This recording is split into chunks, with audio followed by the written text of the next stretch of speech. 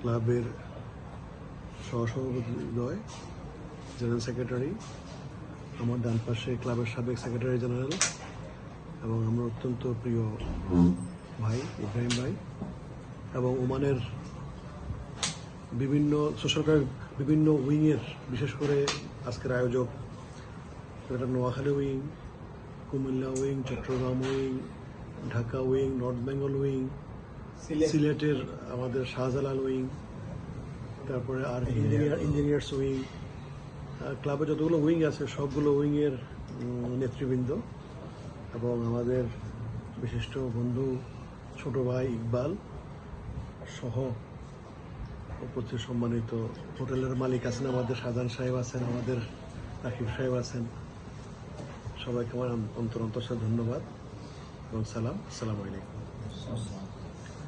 আসলে আজকের এই বিষয়টা আমার কাছে অত্যন্ত আবেগঘন একটা বিষয়, কারণ আমি কখনো জন্মদিন পালন করি নাই। জন্মদিন এর আগেও একবার দুইবার তোমরাই করছিলাম নোয়াখালীর পক্ষ থেকে। তো এটা আসলে মানে আমার পারিবারিকভাবেই আমরা এটা কেন যেন হয়ে ওঠে না আর কি। আমার বাচ্চাদের জন্মদিন আমরা করি ঘরের ভিতরে, আমরা পরিবারের 4 জন মিলে, বা আমাদের যখন দেশে থাকতাম তখন আমাদের পরিবার এবং আমাদের বাচ্চাদের নানার পরিবার ছাড়া আর কাউকে আমরা এই অনুষ্ঠানগুলোতে ইনভাইট করতাম, অন্য অনুষ্ঠানগুলোতে ইনভাইট করতাম।